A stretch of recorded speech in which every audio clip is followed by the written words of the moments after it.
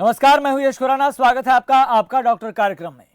Physiotherapy यूं तो आधुनिक चिकित्सा पद्धति मानी जाती है, लेकिन भारत में सदियों से चले आ रहे मालिश और कसरत के नुस्खे का ये एक मिला जुला रूप होता है।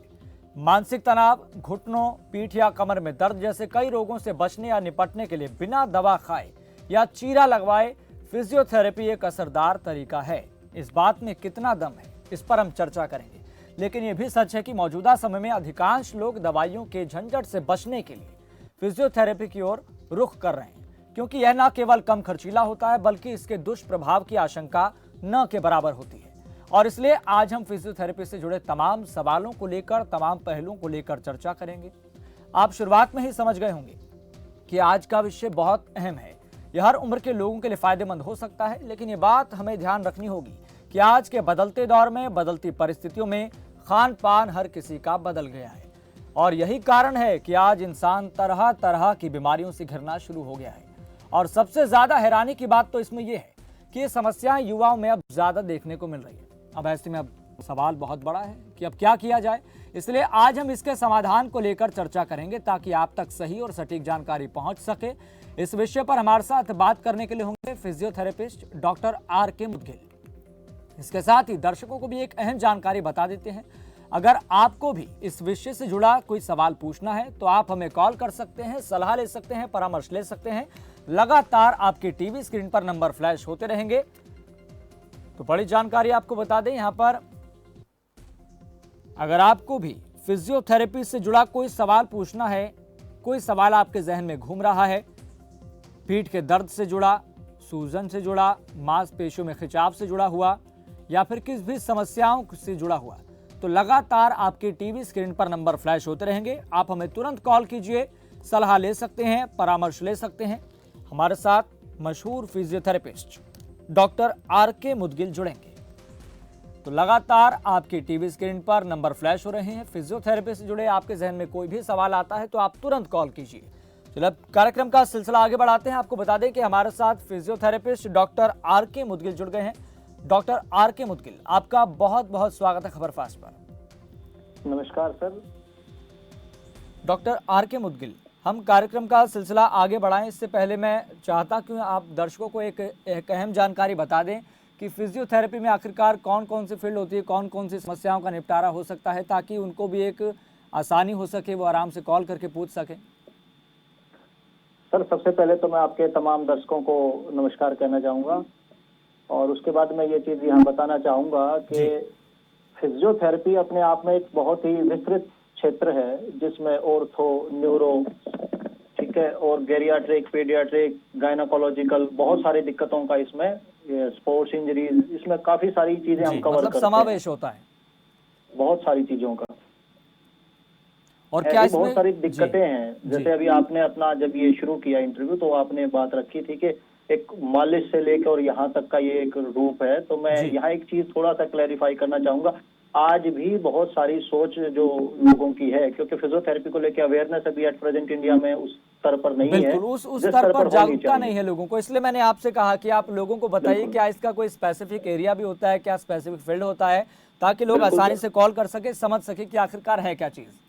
इसमें बिल्कुल स्पेसिफिक ब्रांचेज हैं sir. After bachelor degree 4.5 year after bachelor degree इसमें मास्टर डिग्रीज होती हैं, और वो भी डिफरेंट स्पेशलाइजेशन के साथ, जिसमें ortho, neuro, sports, geriatric, paediatric, sports और भी बहुत सारी लेटेस्ट इसमें टेक्नोलॉजी जो है उसका इस्तेमाल किया जाता है।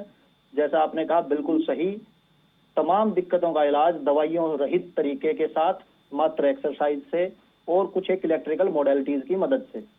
जी डॉक्टर आर.के. मुदगिल, आपको लगता है कि आज के दौर में, हालांकि जागरूकता की बहुत कमी है, अवेयरनेस की बहुत कमी है, ये बात हमें स्वीकार करनी होगी, लेकिन आज के दौर में फिजियोथेरेपिस्ट की महत्वता, उसकी प्रासंगिकता यानी कि रेलेवेंसी, मतलब लोगों में आपको लगता है कि है, वो समझ पा रहे हैं इस चीज़ को? बिल्कुल सर, अभी पहले के मुकाबले काफी बदलाव आया है। अभी आप देखेंगे कि पहले सिर्फ फिजियोथेरेपी को स्पोर्ट्स से जोड़कर देखा जाता था कि भाई सिर्फ फिजियोथेरेपी का रोल स्पोर्ट्स इंजरीज में है, लेकिन आज कॉमन इंजरीज में भी इसका काफी अच्छा रोल है। मैं कहता हूं कि डायरेक्ट अभी पेशेंट आपको फिजियोथेरेपी क्लिनिक पे अप्रोच करना शुरू कर चुका है, तो आप डायरेक्ट इंटरवेंशन में आ चुके हैं। अभी कोविड अभी रिसेंट गया है, कोविड में भी आईसीयूज के अंदर हमारे फिजियोथेरेपिस्टों ने जो काम किया है वो काबिले तारीफ है। जी। डॉक्टर आर के मुदगिल, आप बहुत तजुर्बेदार हैं, तो हमने इस कार्यक्रम को लेकर बहुत से विचार भी किया, इसके बारे में रिसर्च भी की, और अक्सर हमारे कार्यक्रम में हृदय से संबंधित विकारों को लेकर चर्चा होती है, उसके अलग अलग पहलुओं को लेकर। तो उसी से जुड़ा हुआ एक सवाल है, कार्डियोपल्मोनरी विकार से ग्रस्त लोगों के लिए फिजियोथेरेपिस्ट किस प्रकार मदद कर सकता है? बिल्कुल सर, इसमें मदद कर सकता है चेस्ट फिजियोथेरेपी। इसमें हमारे अंदर जैसे बहुत सारी मैनुअल टेक्निक इसमें समाहित होती हैं। जी। कार्डियोपल्मोनरी एक ब्रांच है, एक स्पेशलाइजेशन है फिजियोथेरेपी का। जो लोग कार्डियोपल्मोनरी में महारत हासिल करते हैं वो उसके बाद आईसीयूज के अंदर अपनी सर्विसेज प्रोवाइड करते हैं पेशेंट्स के लिए, और उनको उनकी लंग्स की कैपेसिटी को बढ़ाने के लिए रूटीन एक्सरसाइजेज की मदद से उनके जो वाइटल्स हैं उनको इम्प्रोवाइज करने के लिए बहुत मेहनत करते हैं। उसमें सारा फिजिकल एक्टिविटी के थ्रू होता है, तो एक तो ये साइड इफेक्ट इसमें कुछ है ही नहीं। जी। और यहाँ पर अगर बात करें कि मतलब किस किस तरह की एक्सरसाइज हम कर सकते हैं अगर कोई घर बैठे करना चाहे तो, अपने दिल को मजबूत करने के लिए, हर चीज सुचारू रूप से चल सके?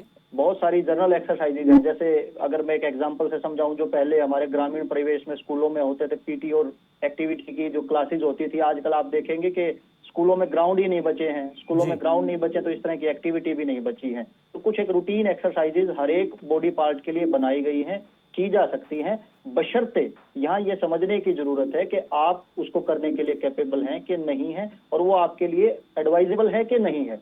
क्योंकि यहाँ रोल ऑफ फिजियोथेरेपी शुरू हो जाता है। एक थेरेपिस्ट आपको ये बताता है एग्जामिन करके प्रॉपर थोरोली कि आप कौन सी एक्सरसाइज करेंगे और किससे आपको कितना फायदा होगा या किसी से आपको नुकसान होगा। जैसे फॉर एग्जाम्पल अगर मैं अभी बात करूं, कई बार हम लोग एक देखा देखी एक्सरसाइज प्रोटोकॉल फॉलो कर लेते हैं। जैसे अभी मैं सर्वाइकल के केस में बताऊंगा, आपके आसपास आपने देखा होगा जो भी पार्क वगैरह में कुछ लोग इस तरह से गर्दन की आराम से ऐसे ऐसे से मूवमेंट करते हुए आपको आराम से दिख जाते हैं। उनको ये शायद कहीं एक दूसरे से बताया गया है कि ऐसा करने से सर्वाइकल ठीक होता है, जबकि ये पूरा गलत धारणा है। ऐसा कुछ नहीं होता। इसमें हमारे पास स्टैटिक नेक एक्सरसाइज है प्रॉपर तरीके से, जिनसे हम मसल्स को स्ट्रेंथन कर सकते हैं। जी। डॉक्टर आर के मुदगिल, हमारे साथ मध्य प्रदेश से एक दर्शक जुड़ गए हैं, तनु श्रीवास्तव। तनु श्रीवास्तव जी, आपका बहुत बहुत स्वागत है। आपका सवाल क्या है? सर, मुझे लीवर में बहुत प्रॉब्लम है। मतलब मैं कुछ भी खाता हूँ और मुझे पेट में एसिड, गैस ये कंटिन्यू बनने लगता है। मतलब मैं कुछ खाता हूँ तो उल्टी हो जा रही है, या हाँ सर बताएं। यही सारी समस्याएं हैं सर। मतलब इसके लिए आपने अभी कोई फिजिशियन ओपिनियन ली है सर? सर ओपिनियन मैंने लिया हुआ है। ओपिनियन में मेरे साथ एंडोस्कोपी कराया था, बट सब कुछ नॉर्मल ही निकला। ऐसा कुछ विशेष समझ में नहीं आया। आप ड्रिंक वगैरह करते हैं? सर ड्रिंक नहीं करता हूँ। चलिए अच्छी बात है सर। देखिए, अगर आपने जो कंडीशन मुझे बताई है, अमूमन कई दफा ऐसा होता है कि लीवर पे कोई भी इन्फ्लामेशन होती है, उसकी वजह से इस तरह की चीजें दिक्कतें आनी शुरू हो जाती हैं, या कई बार हाइपर एसिडिटी बनता है पेशेंट में तो भी प्रॉब्लम आती है। इसमें आपका जो हाइपर एसिडिक नेचर है बॉडी का, उसको कम करने के लिए एक तो आपको सलाह ये दी जाती है कि आप थोड़े थोड़े समय पर कुछ ना कुछ खाते रहें। अगर आप लंबे टाइम तक खाली पेट रहेंगे तो आपको दिक्कत आएगी। और दूसरा, अपने आप को किसी भी फिजिकल एक्टिविटी के साथ एंगेज करें। आप चाहे आप किसी एक जो आपके इंटरेस्ट का स्पोर्ट्स है आप उसमें जुड़ जाएं। कोई भी ऐसी एक्टिविटी जो आप अच्छे से कर सके, या मॉर्निंग वॉक आप कर सकते हैं। सर मॉर्निंग वॉक जब आप जब आप अगर अपनी बॉडी को फिजिकली एक्टिव रखेंगे तो आपको मैं समझता हूं कि इस तरह की दिक्कतें कम रहेंगी। सर बेसिकली क्या है, जैसे मैंने ऑयल कहीं भी कुछ लिया, ऑयल यदि मैं लेता हूँ तो तुरंत ही प्रॉब्लम शुरू हो जाती है। सर ऑयल वैसे एडवाइजेबल नहीं होता। ऑयली चीजों को आप अवॉइड करें, क्योंकि जब आपका हाइपर एसिडिक नेचर होता है तो ऑयली स्टफ जो है वो आपकी दिक्कत को बढ़ा सकता है, तो वो आपको कंट्रोल करना पड़ेगा। इसका आपको जैसे मैंने बताया ना कि एक्सरसाइज, मॉर्निंग वॉक, किसी भी स्पोर्ट्स में आपकी एंगेजमेंट, आपकी खान पान का जो व्यवहार आप है वो सुधारें, क्योंकि आपको ऑयली फूड से बचना है। और जितने भी अपना अंकुरित दालें वगैरह हैं, ये चीजें ज्यादा लेनी चाहिए आपको, इससे आपको ये प्रॉब्लम नहीं आएगी। ठीक है सर। चले तनुज जी, बहुत बहुत धन्यवाद सवाल पूछने के लिए। डॉक्टर आर के मुदगिल, इससे पहले हम चर्चा कर रहे थे कार्डियोपल्मोनरी के बारे में। आप बता रहे थे तफसीलात से कि हम कुछ एक्सरसाइज होती हैं उसके ज़रिए हम इसको दुरुस्त कर सकते हैं। तो ऐसे में आप बता भी रहे थे कि कौन कौन सी एक्सरसाइज हो सकती है। लेकिन अगर इसमें बात करें आजकल लोगों को इस बारे में विश्वास नहीं हो पाता है, क्योंकि ये स्पेसिफिक फील्ड कार्डियोलॉजिस्ट की होती है जो हृदय से जुड़े विकार होते हैं। तो ऐसे में लोग कैसे विश्वास करें कि फिजियोथेरेपी के पास, थेरेपिस्ट के पास जाएं? तो ऐसे में कब जाना चाहिए अगर इससे संबंधित कोई विकार सामने आता है? देखिए सर, अभी आप कार्डियो पल्मोनरी की बात कर रहे हैं। फिजियोथेरेपी मॉडर्न मेडिकल टीम का एक महत्वपूर्ण अंग है जी। ऐसा बिल्कुल भी नहीं कहा जा सकता कि वो इकलौता टीम मेंबर, वो इकलौता सब कुछ करेगा। वो एक टीम का हिस्सा है जी। जब हम कार्डियो पल्मोनरी स्पेसिफिक बात करें जी। तो आईसीयू में फिजियोथेरेपी रोल ज्यादा है। ऐसे में जब पेशेंट का ट्रीटमेंट चल रहा है, मान लो वो वेंटिलेटर पे है और तरह की उसको दिक्कतें हैं, मेडिसिन पे है, तो वहां बाकी फिजिशियन अपना काम करेगा, लेकिन उसकी लंग्स कैपेसिटी को इम्प्रूव करने के लिए फिजियोथेरेपिस्ट का भी अहम योगदान है। वो उसके लिए रेगुलर उसको कुछ चेस्ट फिजियोथेरेपी देगा। मान लो कोई सिक्रीशंस उसके अंदर एक्यूमुलेट हो जाती है, जमा हो जाती है कोई भी, तो वो उसको निकालने में मदद करेगा, रिलीज करेगा उसको। लंग्स की जो अराउंड जो अपनी जो छोटी मांसपेशियां हैं रिब केज के अराउंड, उनके अंदर स्पाज्म जो बनता है उसको कम करने में मदद करता है, जिससे पेशेंट को सांस लेने में तकलीफ जो है वो कम होती है और उसका सिस्टम इम्प्रूव करता है धीरे धीरे। जी। डॉक्टर आर के मुदगिल, हमारे साथ एक दर्शक ने एक सवाल पूछा है सोशल मीडिया के जरिए कि लगातार स्टेमिना कम हो रहा है और बहुत जल्दी थकान महसूस होती है, सांसें भी जल्दी फूलती है, तो क्या करें? इसमें मैं एक चीज और पूछना चाहूंगा कि खाली हम अगर बात करें कि जी स्टेमिना कम हो रहा है, तो वो सिर्फ और सिर्फ एक्सरसाइज आप कम कर रहे हैं उस वजह से हो रहा है, एक तो कारण ये भी हो सकता है। लेकिन दूसरा, अगर आपकी डाइट प्रॉपर नहीं है, क्योंकि प्रोटीन रिच अगर आप डाइट नहीं ले रहे हैं तो भी आपको इस तरह की दिक्कतें आएंगी, जैसे मसल्स क्रैम्प वगैरह। जैसे स्पोर्ट्स में बड़ा एक कॉमन इशू है, हमारे पास पेशेंट आते हैं तो बोलते हैं शिन पेन है, जैसे पैर के सामने दर्द होता है तो मांसपेशियों में खिंचाव पैदा होता है, या उनको लगता है कि जी पहले उनकी कैपेसिटी बहुत अच्छी थी बट अब वो अच्छे से खेल नहीं पा रहे हैं। तो वो प्रॉपर कहीं ना कहीं इस वजह से होती हैं दिक्कतें कि पेशेंट जो प्लेयर है अपना, वो प्रॉपर वार्म अप नहीं करता है, वो डायरेक्ट स्पोर्ट्स में चला जाता है। सेम केस ये स्टेमिना के साथ है। स्टेमिना में भी ऐसा ही है, अगर मान लो आप अच्छी डाइट नहीं ले रहे हैं, आप रेगुलर किसी भी चीज को प्रैक्टिस नहीं कर रहे हैं, अभ्यास नहीं कर रहे हैं, तो आपका स्टेमिना डेफिनेटली लोअर साइड जाएगा। लेकिन अगर आप उसको एक स्ट्रक्चर्ड वे में, जैसे हम बोलते हैं प्रोग्रेसिव रेजिस्टेंस एक्सरसाइज PRE, अगर आप प्रॉपर उस स्ट्रक्चर में चलेंगे, मान लो आपने कुछ रेजिस्टेंस इंक्रीज किया आज अपनी एक्सरसाइज में, आप कुछ एक्टिविटी कर रहे थे, आप मान लो 1 kg वेट के साथ कर रहे थे, धीरे धीरे आपने 2 kg किया, 3 kg किया, 4 kg किया, तो इससे इंप्रूव होने के चांसेस पूरे हैं। बट कई बार हमारे यहाँ लोकल में हम देखते हैं कि जब ओवर एंथुजियाज्म के चलते प्लेयर या कोई भी नया एक्सरसाइज शुरू करता है, या हम भी अगर जिम में जाते हैं तो हम डे फर्स्ट पे ही सोचते हैं कि हम जितना ज्यादा हो सके मैक्सिमम वर्कआउट कर लें। वो कहीं ना कहीं एक इंजरी का भी कारण बनता है, फटीग का भी कारण बनता है, और उससे स्टेमिना पे भी एक नेगेटिव इफेक्ट पड़ता है, तो वो नहीं होना चाहिए। जी। और अगर यहाँ पर बात करें डाइट क्या होनी चाहिए, किस तरह की डाइट को फॉलो करना चाहिए, और एक दिन के अंदर एक युवा को कितनी कैलोरीज लेनी चाहिए? सर देखिए, डाइट के लिए मैं आपको बताऊंगा, वो बेसिकली स्पोर्ट्स इंड्यूस्ड है। आप जिस भी स्पोर्ट्स से जुड़े हुए हैं वो उसके ऊपर डिपेंड करता है। फिजियोथेरेपी बेसिकली यहाँ जो जुड़ा हुआ फील्ड है, ये फिजिकल एक्टिविटी से जुड़ा हुआ। हम आपकी फिजिकल एक्टिविटी को कंट्रोल करते हैं, फिजिकल एक्टिविटी को एनहांस करते हैं, फिजिकल स्टेमिना को एनहांस करते हैं। अगर हम मसल बिल्डअप की बात करेंगे, मसल टोन अप की बात करेंगे, मसल स्ट्रेंथन की बात करेंगे, तो आपको वहाँ प्रोटीन ज्यादा लेना चाहिए। अगर मान लो आप ऑस्टियोपोरोटिक हैं, कोई पेशेंट हमारे फीमेल पेशेंट आती है मोस्टली, तो उनको ऑस्टियोपोरोसिस ज्यादा, तो वहां हम उनको कैल्शियम एडवाइज करते हैं। तो वो डिपेंड करता है। अगर आप एक कॉमन बात करें, वो कॉमन कभी भी किसी पे एप्लीकेबल नहीं हो सकती है। मतलब सब पर अलग अलग और सिचुएशन के हिसाब से सलाह देनी चाहिए। हर एक का बॉडी बिल्डअप अलग है, हर एक की नीड्स अलग है, हर एक की डिमांड्स अलग है बॉडी की। जी। और एक और दर्शक सवाल पूछ रहे हैं दिनेश कि बाईपास सर्जरी होने के बाद कोई शारीरिक दिक्कत ना हो, हमें क्या करना चाहिए? सर देखिए, जैसे अभी कार्डियो पल्मोनरी पे ही आपका जिक्र चल रहा था, तो ऐसे में जो कार्डियो पल्मोनरी स्पेसिफिक फील्ड में काम करने वाले हमारे फिजियोथेरेपिस्ट साथी हैं, वो इनकी मदद कर सकते हैं। वो इनको चेस्ट के लिए कुछ एक एक्टिविटी वो बताएंगे भी, ब्रीदिंग एक्सरसाइज करवाएंगे, इनको प्रॉपर एक प्रोटोकॉल देंगे, और उसके बाद अगर ये उसको अच्छे से करेंगे तो इनके लंग्स की कैपेसिटी एनहांस होगी और उसके बाद इनको कोई भी प्रॉब्लम नहीं आएगी। जी। और अगर ऐसे में अगर शरीर में सूजन देखने को मिल रही हो और लंबे समय तक हो, तो क्या करना चाहिए? कौन कौन सी एक्सरसाइज कर सकते हैं? सर सूजन के देखिए, मैंने अभी भी कहा बहुत सारे कारण होते हैं। मान लो आपको कोई किडनी से संबंधित समस्या है, तो वहां भी आपको एडिमा देखने को मिलेगा बॉडी के ऊपर, या कोई वैसे जनरलाइज इन्फेक्शन है तो उसमें भी आपको देखने को मिलेगा। तो अब डिपेंड करता है कि आपका कारण क्या है, क्योंकि जो कारण है निवारण उसी का होता है। दो तरह का ट्रीटमेंट है। देखिए, जैसे अभी हमारा जब जिक्र शुरू हुआ फिजियोथेरेपी को लेके, जी तो हमेशा आप देखेंगे मेडिसिन बात करती है पेन किलर। जी आपने कभी भी ऐसी कोई मेडिसिन नहीं देखी होगी जो प्रॉब्लम किलर के नाम से मार्केट में अवेलेबल हो। जी बिल्कुल। तो ऐसे में मैं ये कहना चाहता हूं कि फिजियोथेरेपिस्ट वो act like a problem killer. जी हम पेन किलर नहीं है। तो आपका जो कारण है उसका हम निवारण करते हैं।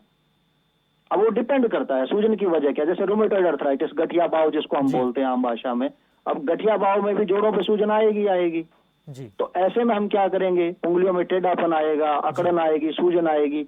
तो उसमें हमारे पास उसके लिए एक प्रोटोकॉल है, proper exercise, electrotherapy doctor R के मुद्गिल, मोडेलिटीज। हम इस पर भी आएंगे। जो आपने इस शब्द का इस्तेमाल किया गठिया, तो गठिया से ग्रसित लोगों को कौन सी थेरेपी करनी चाहिए?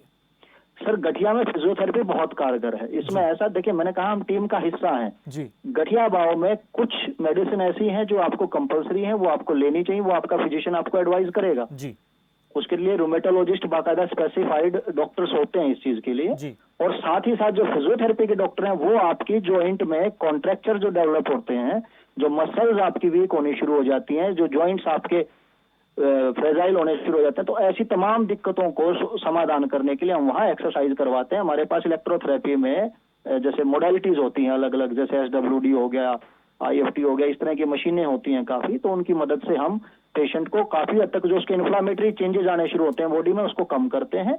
और साथ ही साथ एक्सरसाइज की मदद से जो उसकी मसल्स वीक हो रही हैं उसको बैलेंस करने में मदद करते हैं।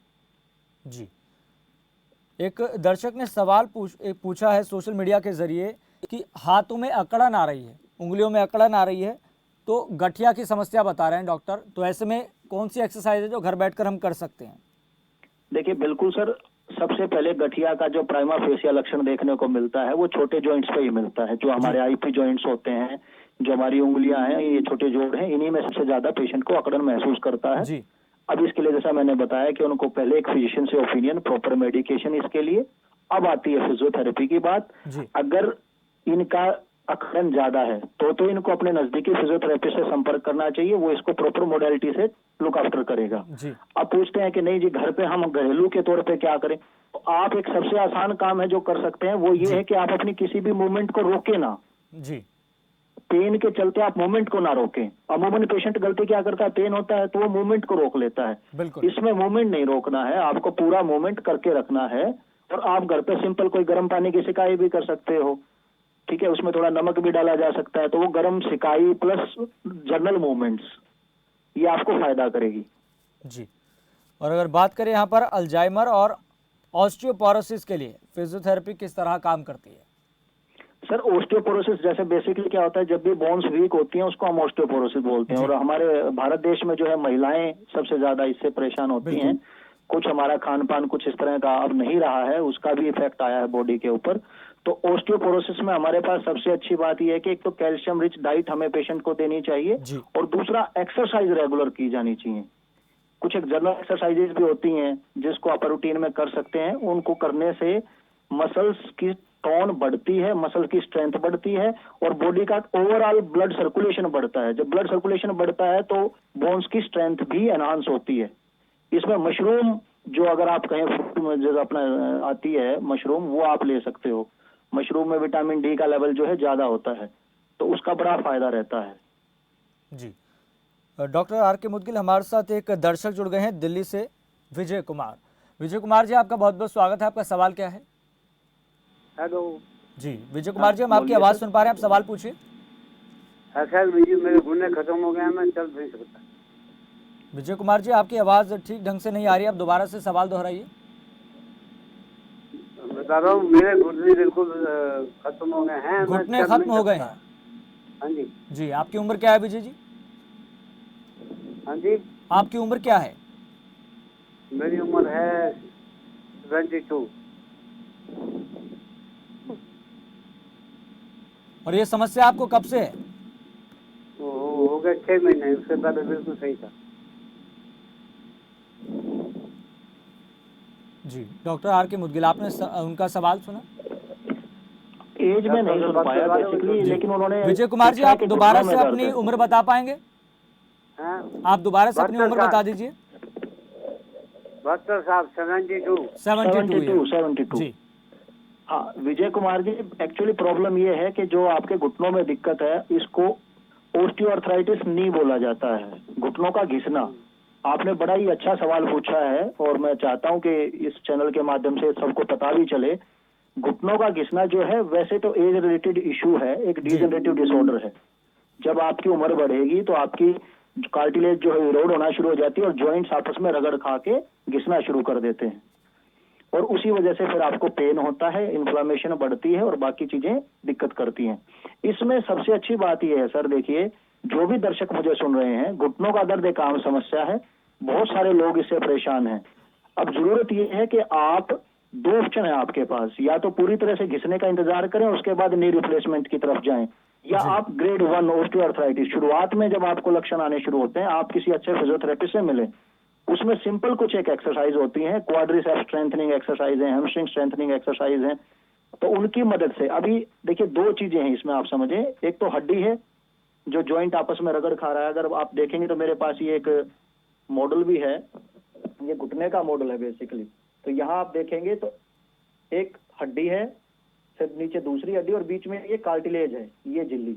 तो ये घुटना कुछ इस तरीके से एक दूसरे के ऊपर चलता है। तो आपस में ये चलते चलते जब क्या करता है, रगड़ खाना शुरू करेगा तो ये घिसना शुरू करेगा, ये यहाँ से पूरा कार्टिलेज आपका कट जाता है और पूरा डायरेक्ट इंटैक्ट करती हैं बोन एक दूसरे से, इसीलिए प्रॉब्लम ज्यादा बढ़ जाती है। अब आपके पास दो बातें हैं, हड्डी घिस चुकी है, उसको एकदम से वापस नहीं किया जा सकता है। उसी के लिए बाद में आपको ऑर्थोपेडिक सर्जन कहता है कि जी नी रिप्लेस करेंगे, वो पूरा ये जॉइंट यहाँ से हटाएगा, यहाँ स्टील का इम्प्लांट डाल देगा। लेकिन फिजियोथेरेपिस्ट यहाँ क्या कर सकता है, वो आपकी जो सराउंडिंग मसल्स हैं, जो सराउंडिंग स्ट्रक्चर है, जो इसको पूरे को घेरे हुए है, उसको मजबूत करने के लिए आपको एक्सरसाइज प्रेस्क्राइब करेगा। उन एक्सरसाइज की मदद से आपका जॉइंट के ऊपर जो वेट जा रहा है वो कुछ हद तक कम होगा। दूसरा, आपका ओवरऑल बॉडी वेट कम करने के लिए भी आपको मेहनत करनी चाहिए, जिससे आपको डाइट कंट्रोल करनी पड़ेगी। तीसरा, आप नी ब्रेस का इस्तेमाल भी कर सकते हैं। नी ब्रेस बेसिकली विद हिंज आते हैं, साइड में दोनों तरफ पत्तियां लगी होती हैं ताकि घुटने के ऊपर जो वेट जा रहा है वो ब्रेस के थ्रू ट्रांसफर हो। और शू मॉडिफिकेशन, जो आपका जो जूता है, क्योंकि अभी आपने देखा होगा जब भी घुटना घिसता है तो बाउ लेग्स हो जाती हैं, बेसिकली पैर दोनों तरफ बाहर की तरफ घूम जाते हैं, तो उसको कंट्रोल करने के लिए प्रॉपर शू मॉडिफिकेशन भी यहाँ जरूरी है। तो इसके लिए एक प्रॉपर, मैंने बताया ना, तरीका है। ये जर्नल चीजें हैं, यूट्यूब पे मेरे खुद के चैनल पे भी मैंने काफी सारी एक्सरसाइजेस को लेकर डाली हुई हैं, आप लोग वहां से भी ले सकते हैं, क्योंकि उनको इस तरह यहाँ डेमोन्स्ट्रेट करना मेरे लिए भी बड़ा मुश्किल होगा, तो वहां से आप वो एक्सरसाइज। लेकिन डॉक्टर आर के मुदगिल जी, हम आपसे चाहेंगे कि फौरी राहत के लिए आप कुछ एक्सरसाइज बताएं इस घुटने के लिए, क्योंकि ये महिलाओं में बहुत समस्या देखने को मिलती है, ग्रीस खत्म हो जाती है, फ्लूइड कम हो जाती है, तो चिकनाई जो होती है घुटनों में वो खत्म हो जाती है पूरी तरीके से। तो ऐसे में अगर आप फौरी राहत के लिए कुछ एक्सरसाइज बता पाएं तो आप जरूर बताएं। सर बताने के लिए अगर मैं डेमोन्स्ट्रेट तो नहीं कर पाऊंगा, अगर आप सुन के समझ सकते हैं तो आप बिल्कुल बिस्तरे पे सीधे पैर लंबे करके बैठ जाएं जी, घुटने के नीचे एक पिल्लो रखें जी, और घुटने से उसको नीचे की तरफ प्रेस करें, बिस्तरे की तरफ जी, 10 तक काउंट करें और फिर रिलीज कर दें। बार बार इस एक्टिविटी को रिपीट करें 5 to 10 टाइम्स। उसके बाद यही पिल्लो आप घुटने के नीचे से निकालेंगे, अपनी एडी के नीचे रखेंगे और अब एडी से भी सेम बिस्तरे की तरफ प्रेस करेंगे, 10 तक काउंट करेंगे, उसके बाद छोड़ देंगे जी। दूसरा, ये दो एक्सरसाइज ये होगी। तीसरी एक्सरसाइज क्या है कि बेड के ऊपर बैठ जाएं जी, पैर अपना नीचे की तरफ लटका लें, 90 डिग्री जैसे हम आ जाएगा, एंगल बन जाएगा घुटने का, और नीचे एंकल के पास कोई भी वेट कप मार्केट में अवेलेबल होता है, वेट कप आप ले सकते हो, या घरों पे आप सरफ या नमक की कुछ थैलियां आराम से अवेलेबल हैं 1 kg की वेट की जी, उनको किसी कपड़े में रैप करके नीचे एंकल के अराउंड बांध सकते हैं। और फिर बैठने के बाद पूरा पैर स्ट्रेट ऊपर उठाएं जी, 10 तक काउंट करें, वहां रोकें और फिर उसके बाद वापस। और इसमें आपको, जैसे ये तो कुछ एक बेसिक एक्सरसाइज है, इसके अलावा आपको स्क्वेटिंग, जिसको घुटनों के बल बैठना होता है, आम हरियाणवी भाषा में उकड़ू शब्द का इस्तेमाल किया जाता है, तो ये आपको बिल्कुल नहीं करना है। क्रॉस लेग सिटिंग नहीं करनी है, जिसको आलथी पालथी लगा के हम बैठते हैं, क्योंकि इंडियन ट्रेडिशन ही ऐसा है, उसमें आलथी पालथी का महत्व है जी। हम लोग cross leg sitting most of time ज्यादा ही करते हैं, तो वो थोड़ा अवॉइड करना चाहिए ऐसे पेशेंट को जिसमें शुरुआती सिम्टम आने शुरू हो चुके हैं।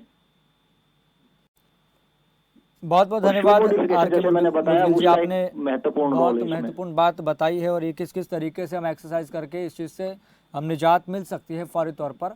तो हम दर्शकों से भी यही उम्मीद करते हैं कि जो दर्शकों ने सुना है वो उसको घर में अप्लाई ज़रूर करेंगे और उम्मीद यही है कि उनको राहत ज़रूर मिलेगी। आगे बढ़ते हैं, क्या फिजियोथेरेपी कैंसर के लिए फ़ायदेमंद है? सर देखिए, कैंसर में मैंने अभी कहा कि डायरेक्ट इंटरवेंशन फिजियोथेरेपी का नहीं जी, है, लेकिन उसके लिए इनडायरेक्टली treatment- तरीके से हाँ, indirect, कहीं ना कहीं क्योंकि- योगदान जरूर है बिल्कुल, फिजियोथेरेपी। वो इसलिए है, बिल्कुल है, क्योंकि कैंसर की वजह से बॉडी में जनरलाइज वीकनेस डेवलप होती है। जी, अगर आप कैंसर के पेशेंट को देखेंगे तो उसको पोस्ट रिहैब जो फेज होती है उसमें काफी सारी दिक्कतें होती हैं, बहुत सारी वीकनेस होती है जी। बॉडी में, उसको दोबारा से प्रॉपर खड़ा करना, चलाना, जी, वो सारा एक फिजियोथेरेपी के जिम्मे है। एक अच्छा फिजियोथेरेपिस्ट वहां बहुत वाइटल रोल प्ले करता है और ऐसे पेशेंट्स को दोबारा नॉर्मल लाइफ की तरफ लेके आता है। क्योंकि देखिए, जैसा मैंने बताया, physiotherapy most of the time post rehab में भी काफी, पोस्ट ऑप में काफी काम करती है। जैसे आफ्टर नी रिप्लेसमेंट भी काम करेगी, जैसे मैंने अभी जी। बताया, नी रिप्लेसमेंट से पहले तो काम कर ही रही है। जी, लेकिन अगर पेशेंट किसी कारण से पूरे घुटने घिस चुके हैं, नी रिप्लेस करा चुका है, उसके बाद भी फिजियोथेरेपी काम जी। करेगी। सेम ऐसे ही किसी भी सर्जरी के बाद, मान लो कोई स्पाइन की सर्जरी हुई है, स्पाइनल कॉर्ड इंजरी हुई है, जी। तो कंप्लीट बॉडी पैरालिसिस में चली जाती है। पेशेंट के हाथ पैर काम करना बंद कर देते हैं। मान लो गर्दन का कोई भी उसको ट्यूमर था या गर्दन का कोई ट्रॉमेटिक फ्रैक्चर था, जी। तो ऐसे में सर्जन अपना काम करेगा। सर्जन ने सर्जरी किया, स्टेबल करिया पेशेंट की, उसको फिक्स किया फ्रैक्चर साइट को, और उसके बाद उसको छोड़ दिया। अब अगला काम शुरू हो जाता है फिजियोथेरेपी का। अब फिजियोथेरेपिस्ट उसको प्रॉपर एक्सरसाइज कराएगा, पेशेंट को चलने के दोबारा लायक बनाएगा, बैठने के लायक बनाएगा, उसको सारा एक बच्चे की तरह सारी चीजें फिर से सिखाएगा।